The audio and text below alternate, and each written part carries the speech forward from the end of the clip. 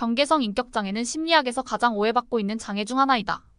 많은 사람들이 기분이 급격하게 변하거나 대인관계에서 어려움을 겪을 때 혹시 나도 경계성 인격장애가 있는 게 아닐까? 라고 생각하기도 한다. 하지만 단순한 감정 기복과 경계성 인격장애는 큰 차이가 있다.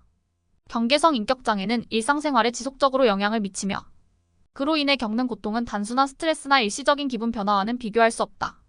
하지만 이해 못할 것도 없다. 감정이 오르락내리락 하는 건 누구나 겪는 일인데 그게 끝이 없다고 느껴지면 누구든 겁이 날 수밖에 없다. 경계성 인격장애는 감정 조절의 어려움, 불안정한 자아 정체성, 그리고 대인관계에서의 극심한 불안정성으로 정의된다. 가장 두드러진 특징 중 하나는 버림받는 것에 대한 극심한 두려움이다. 이 두려움은 실제 상황과 관계없이 환자가 상상 속에서 자주 경험하며 과장된 감정 반응으로 이어진다. 예를 들어 친구가 단순히 바빠서 전화를 받지 못할 때도 경계성 인격장애를 가진 사람은 그 친구가 자신을 버렸다고 느낄 수 있다. 그리고 내가 더 나은 사람이 되어야 했어 라며 자책하게 되는 것이 일반적이다. 경계성 인격장애는 유전적 요인과 환경적 요인이 복합적으로 작용해 발생할 수 있다. 특히 어린 시절의 정서적 학대나 방치, 불안정한 가정 환경이 경계성 인격장애 발병에 중요한 역할을 한다고 알려져 있다. 연구에 따르면 경계성 인격장애를 가진 사람들의 약 6070%가 어린 시절의 정서적, 신체적 혹은 성적 학대를 경험했다고 한다. 이런 트라우마는 자아 정체성과 감정 조절 능력에 큰 영향을 미치며 성인이 되어서도 지속적인 감정적 고통으로 이어진다.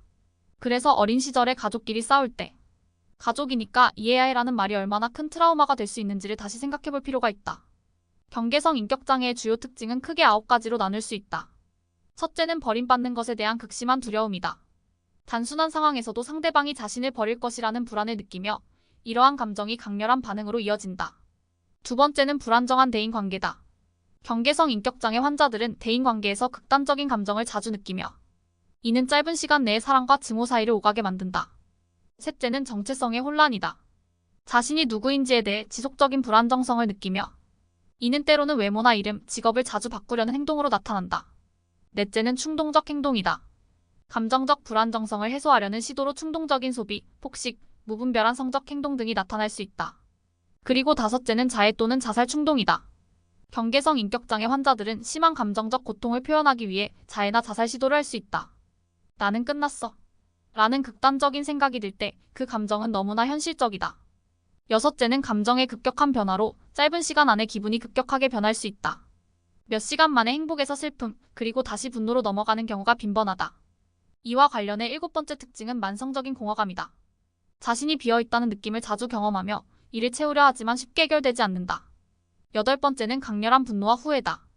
작은 자극에도 큰 분노를 느끼며 그로 인해 주변 사람들과의 갈등이 자주 발생한다. 하지만 분노가 사라진 후에는 심한 후회와 자책을 느낀다. 마지막으로 스트레스로 인한 편집증적 사고다. 극심한 스트레스를 받을 때 일시적인 편집증적 사고나 해리 증상을 경험할 수 있다. 그 순간 모두가 나를 공격하려고 해 라는 느낌이 들면서 현실 감각이 흐려지기도 한다.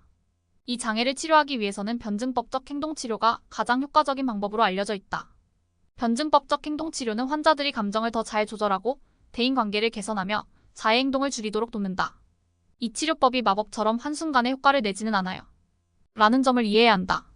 치료는 시간이 필요하며 인내가 필요하다. 그래도 희망은 있다. 경계성 인격장애 환자들이 일상생활에서 감정적 불안정을 줄이고 더 건강한 삶을 살 수 있도록 하는 데 큰 도움이 된다. 반론이 있을 수 있다. 이건 너무 어렵고 불가능해 보여 라고 생각할지도 모른다. 하지만 사실 경계성 인격장애는 치료가 가능한 장애다. 연구에 따르면 변증법적 행동치료를 통해 많은 환자들이 증상을 크게 개선할 수 있었으며 심지어 몇몇은 완전히 회복하는 경우도 있다. 여기서 중요한 점은 치료의 성공 여부는 환자의 의지와 지속적인 노력에 크게 달려있다는 것이다. 마지막으로 대안으로는 환경을 변화시키고 환자가 스스로의 감정을 더 잘 이해할 수 있도록 돕는 지원그룹에 참여하는 방법도 있다. 가족이나 친구가 경계성 인격장애 환자를 도울 수 있는 방법을 배우는 것도 중요하다. 결국 경계성 인격장애는 혼자서만 싸워야 하는 싸움이 아니다.